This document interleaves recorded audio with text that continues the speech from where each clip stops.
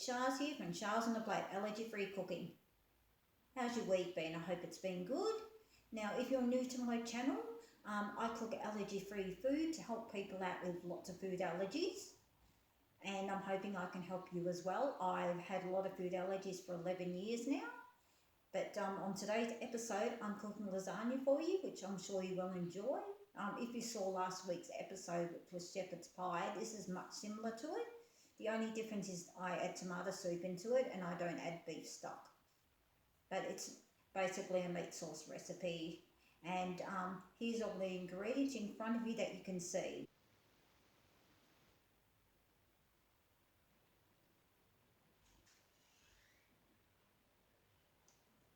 Now, unfortunately, the soup I said on the list, I couldn't get that because it wasn't available in my supermarket. They'd sold out of it, which is Amy's Kitchen.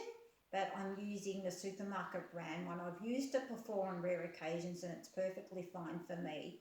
But that's just for me. I wouldn't recommend you use it because it is not certified gluten-free, but I am using it today. Okay, well, I hope you enjoy the cooking. Let's get going because I'm hungry. Hey guys, I'm cooking the mince at the moment. As you can see, I've got a kilo of minced steak, which I'm cooking at the moment, and then there'll be half a kilo of pork mince. I'll be doing that after this because it's too much to fit in a fry pan at once, the saucepan, I mean. Yes, and I found a real good technique to mashing it up because I find that when I do it, I'm finding I can't get it to go small enough, and I'm thinking, what can I do to fix it? And I came across the whisk, and I thought, oh, I'll give that a try, and it worked perfectly. So I highly recommend you guys using a whisk to break up your mince whenever you're cooking it. Okay, now this is nearly browned enough, and then when it is, I will take it out and I'll put the pork mince in. And then after all the mince is cooked, I will come back to you. And then we'll add the rest of the other ingredients. Okay, but you've got to make sure all the water is drained out. So you want it quite dry. That can take anywhere from 10 to 15 minutes. So I'll come back to you when that is done. And we will see you soon. Hey guys, as you can see, I've got the pork mince on at the moment. Yes, that's the last bit of mince to go in. The other one's already been cooked. And that won't take as long to cook as the other one. It cooks a lot faster. And there's not as much juice in the pork mince, I tend to notice. So we'll come back to you when all the meat's cooked. And then we'll put all the rest of the ingredients in for you.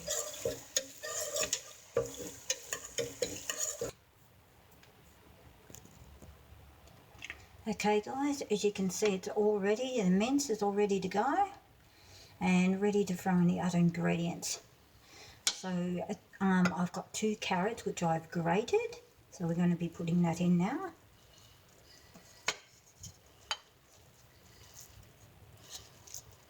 It cooks quicker if you grate it, but you can dice it if you prefer.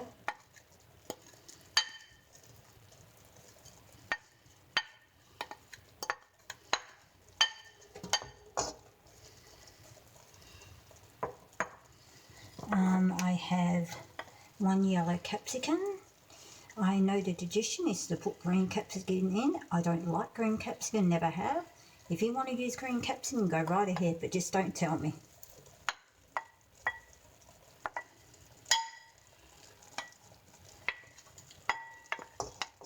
That's done. We'll just mix that around a bit. Beautiful colour. And you should smell it. It smells incredible in this kitchen. Very, very nice.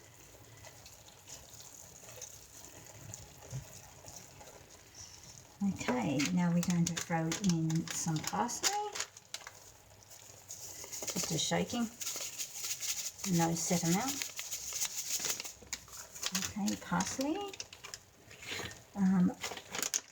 Oregano. You can use fresh, I don't buy fresh very often. There we go. Okay, Alright, that's done. Now we're going to put in 2 tins of tomato soup.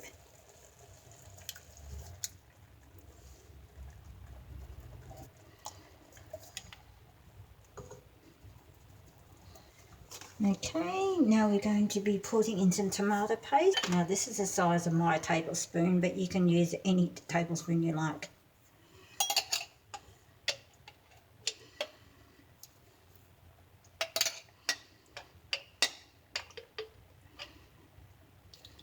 Three sprigs of spring onions, finely cut up.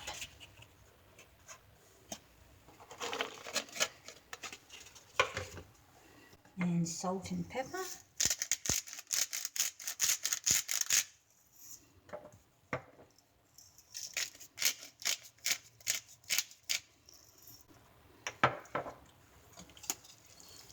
Mix that around.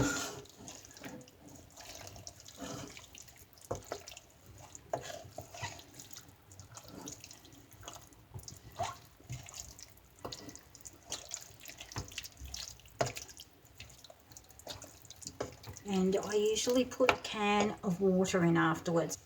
You can either be hot or cold, entirely up to you.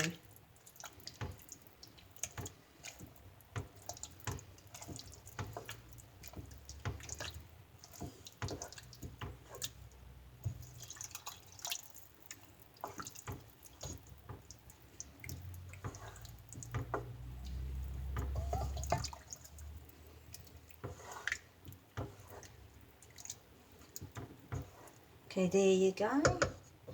Usually you leave it for a couple hours to simmer, but I tend to leave it about an hour or half an hour, it depends. It's entirely up to you. It does make the flavour a lot nicer the longer you simmer it for.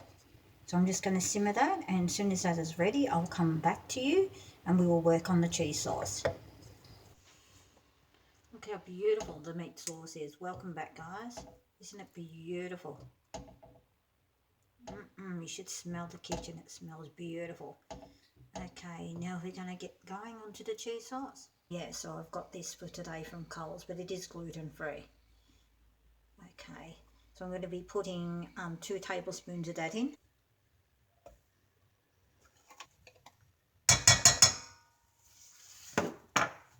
And the same amount of margarine.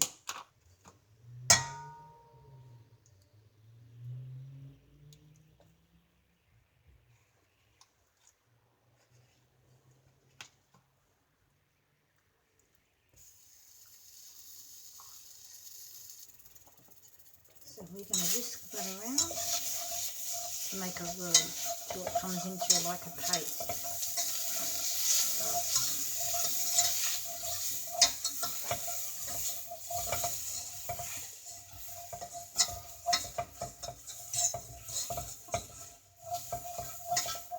It'll probably form a ball, and that's perfectly fine. Trying to make sure you scrape all the flour. Well, we don't want any flour there if we can help it. There we go. Now I'm just going to turn this down a bit. It's just a bit high for my liking. There we go. Now we're going to add a litre of warm milk gradually. So don't be tempted to pour it all in at once, because it won't work. Just a little bit and mix it around.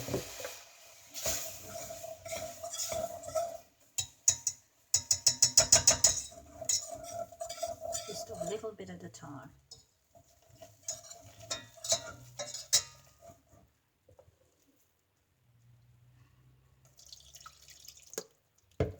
Give it time, it usually takes a while to thicken. Because if you pour it all in at once, you'll end up with having very lumpy cheese sauce.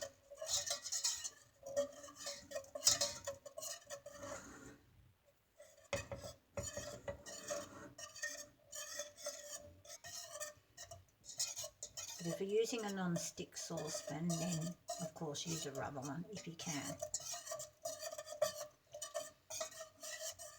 And once you can see there's no lumps, then you pour more milk in.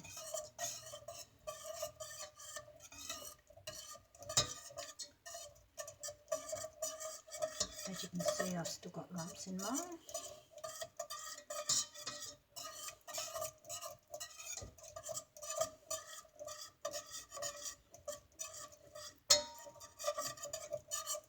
too bad now, so I'll start pouring some more milk in.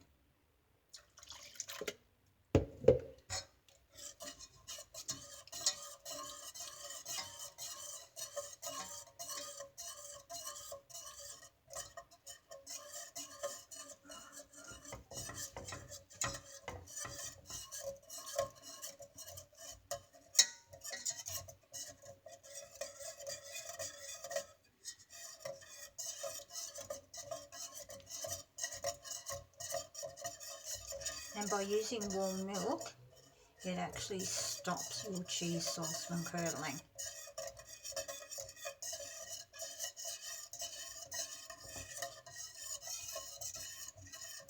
But if you use cold milk, it does curdle. Not always, but majority of the time.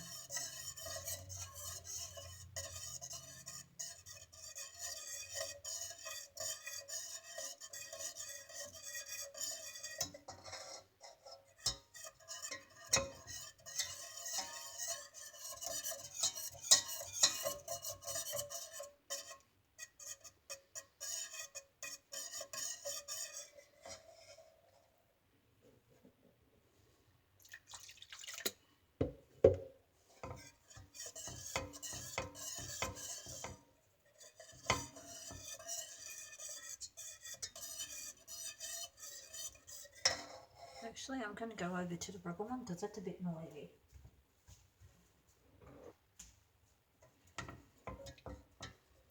That's better.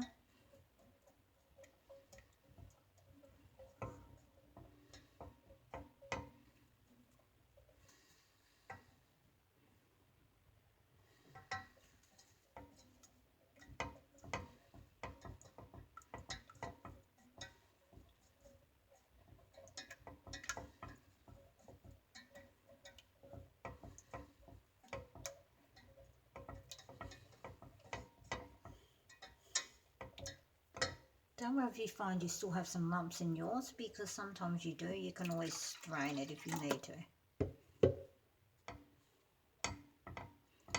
Or else use a spoon just to get them out if there's only a few in there.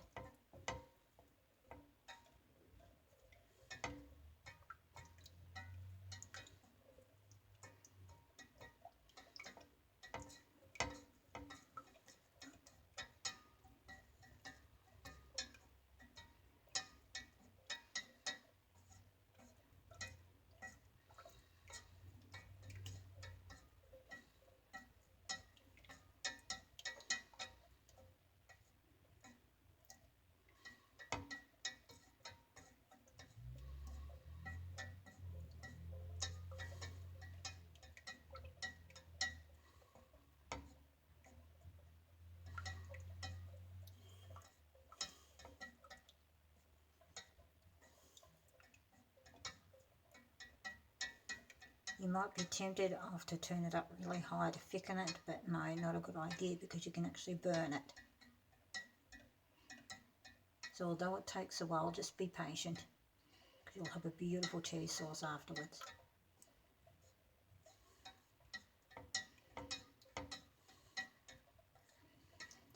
And you've got to keep stirring it because otherwise it can stick to the bottom and actually burn.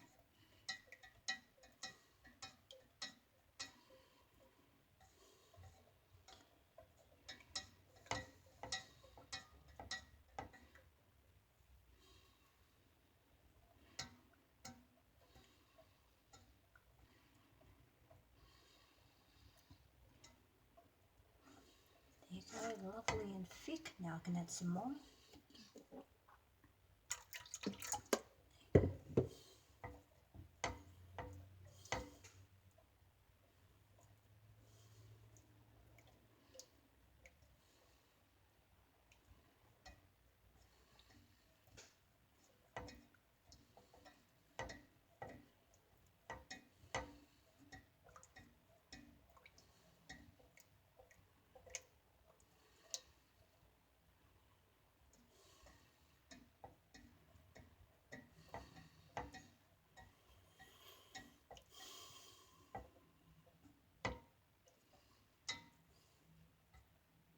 Nice and thick.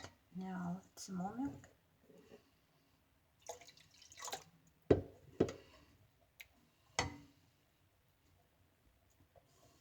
it's usually about every 5 minutes you start adding more milk in. It just depends. But as you're getting nearer to the end, you can start adding milk more frequently. And as you can see, I'm not far off from the end, so I've been able to add it a bit more quicker.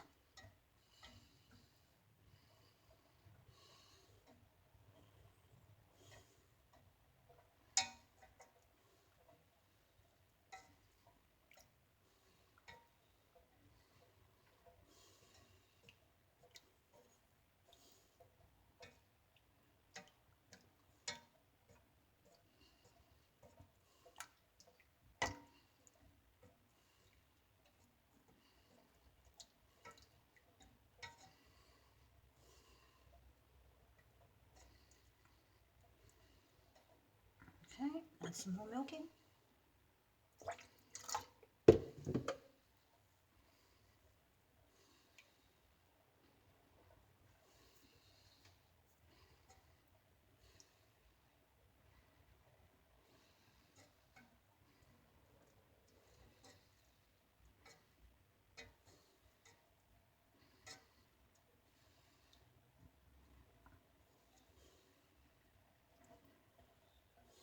Smells yum.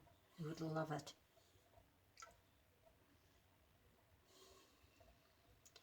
I don't know what the weather is like where you are at the moment, but it's been pouring with rain here in Melbourne, Australia.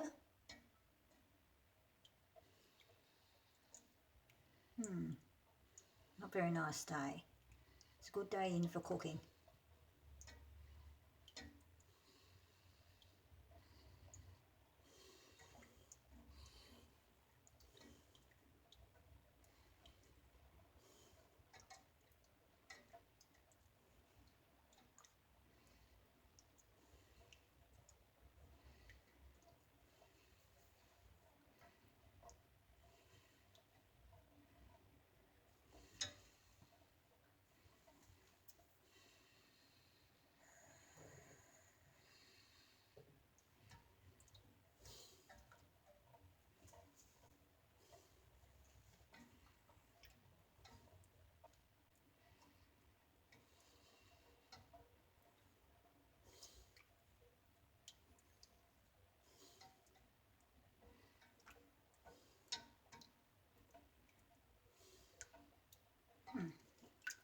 Nearly done. Couple more and we should be done. Then I'm able to add in the cheese and the salt and pepper. And then we can start putting the lasagna together.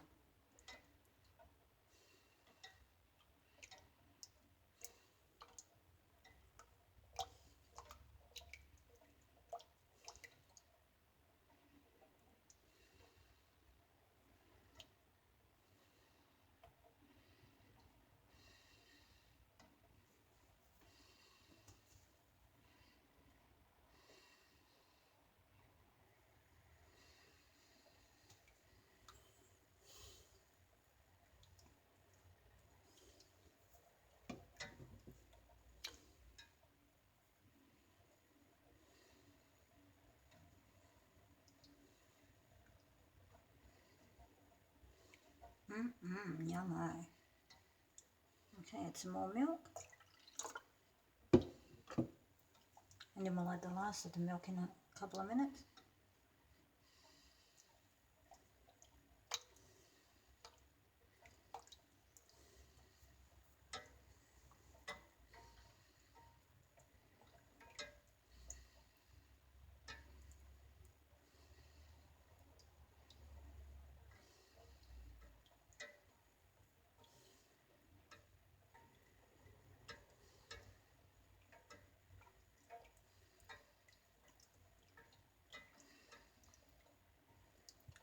So let me know what the weather's like in your country. I'd love to know.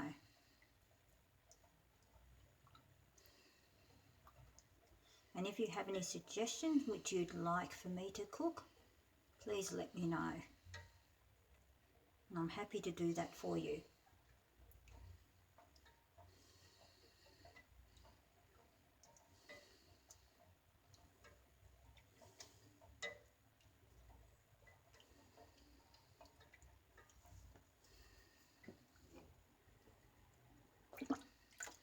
just about one more after this.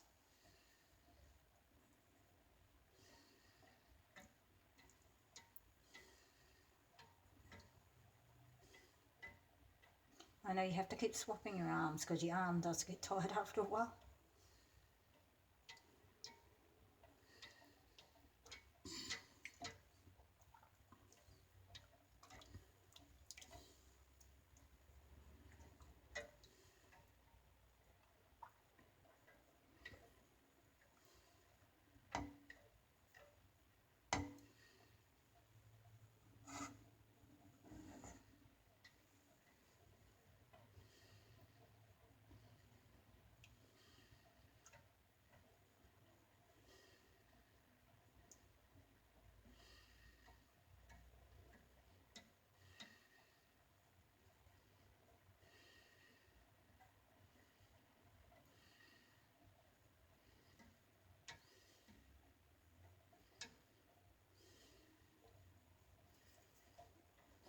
Okay, last bit.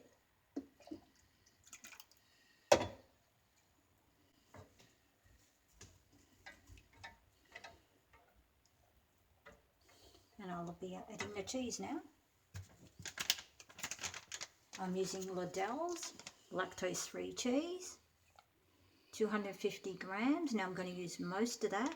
I'm going to leave a good handful just to throw over the top of the lasagna.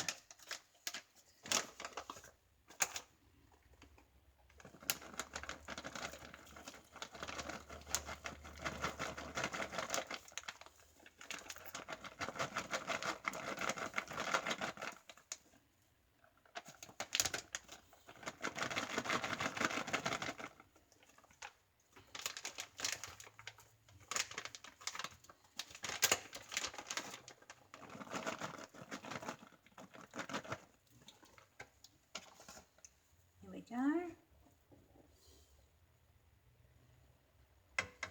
Then we'll add salt and pepper to taste.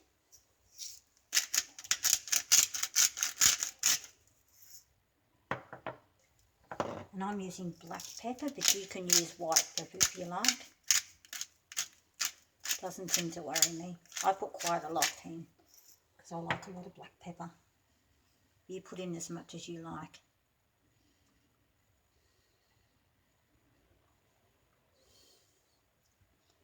Now is a good time to preheat your oven to 180 Celsius. I'm not going to preheat mine at the moment because it's very noisy, because it's a fan forced oven.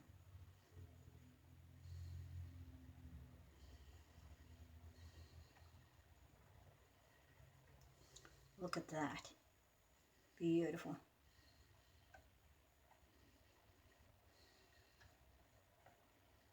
Okay, now we are ready to start putting everything together. We're working with Latina's fresh gluten-free lasagna sheets.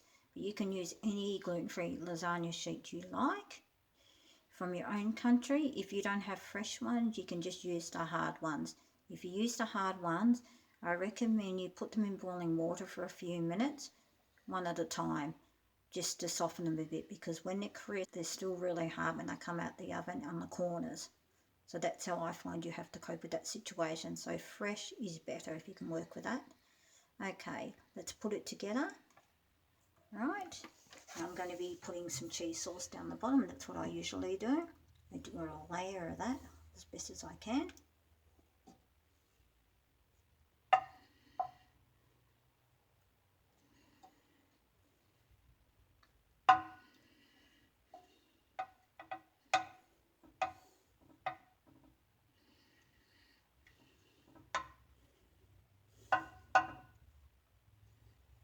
There we go.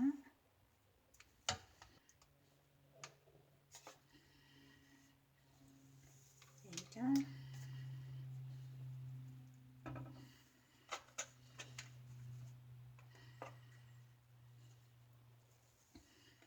I usually use about 3 per row. It's usually enough. So mine were in the freezer. Probably not a good idea freezing them, but I didn't know that. That's fine. Now what we're going to do now is we're going to put some meat on there.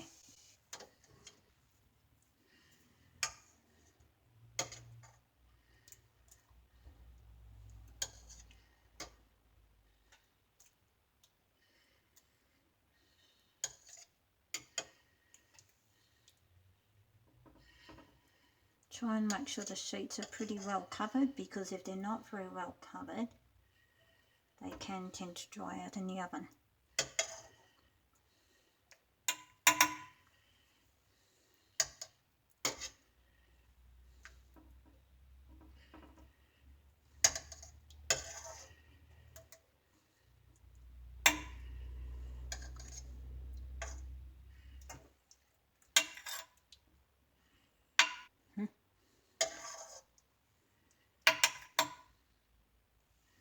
Okay, now I'll put a bit more cheese sauce on.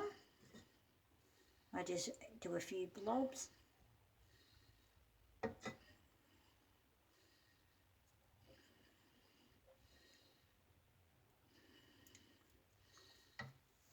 Okay, now I'll put some more sheets down.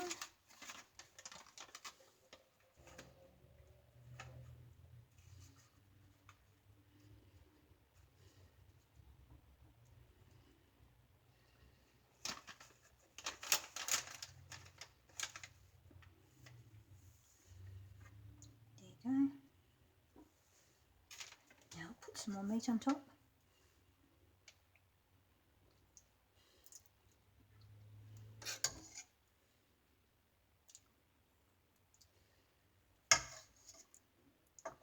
Oops.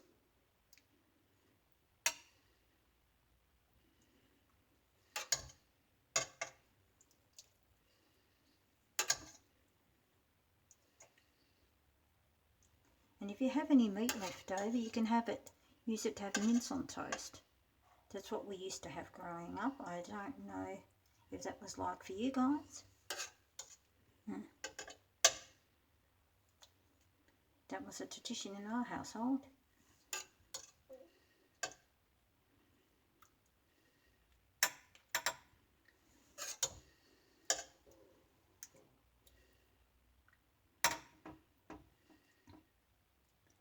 You see those end bits, I'm just pushing them down with a spoon just to make sure they're covered and they're soggy.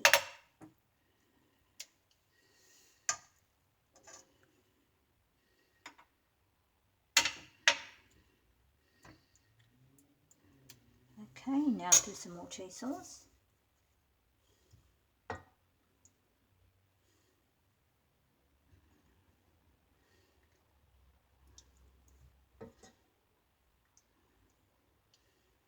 Or should I say be, Jamel? There we go. And last layer.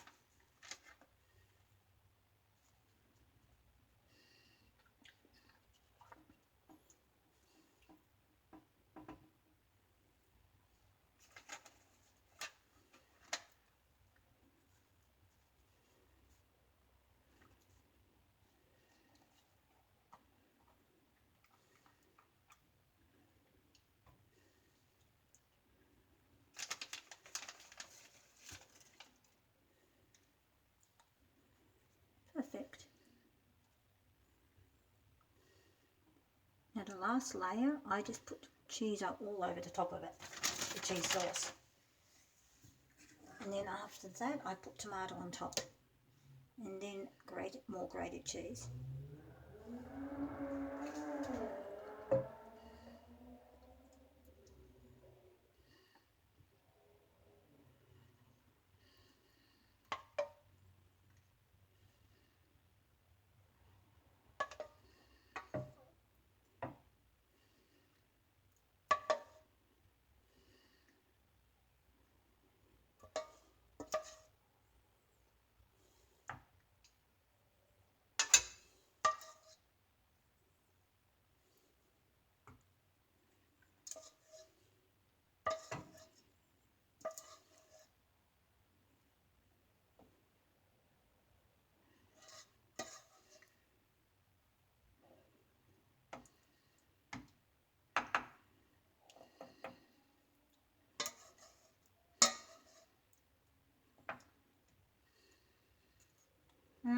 Beautiful.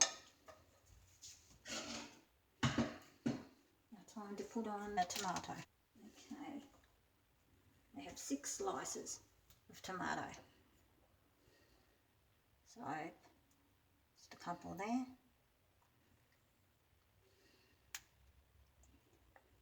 a couple in the middle.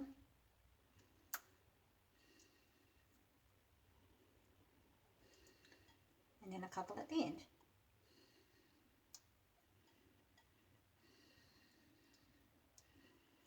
Okay, beautiful. And I'll put the rest of the cheese on top.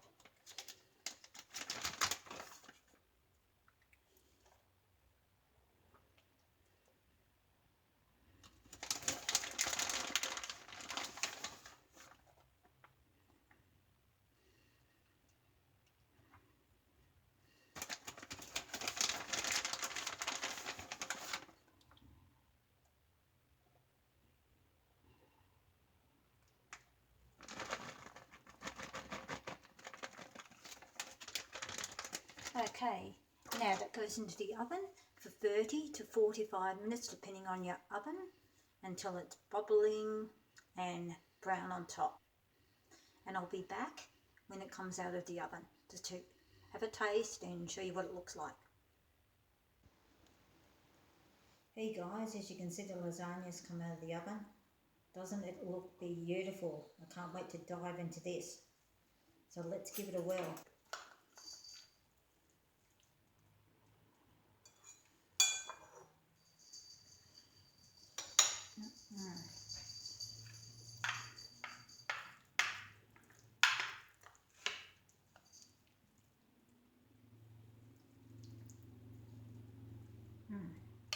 Okay guys, definitely be giving this a whirl. Okay, let's just move this out the way.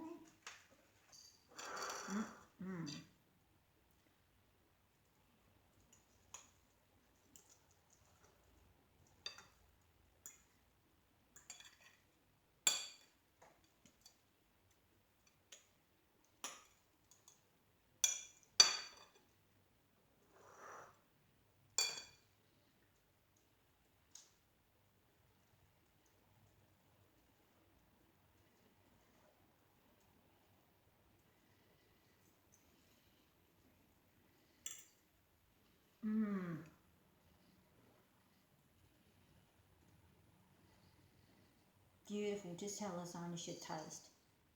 A bit crispy on top, but it's lovely other than that. And the meat, plenty of flavour. It's absolutely gorgeous.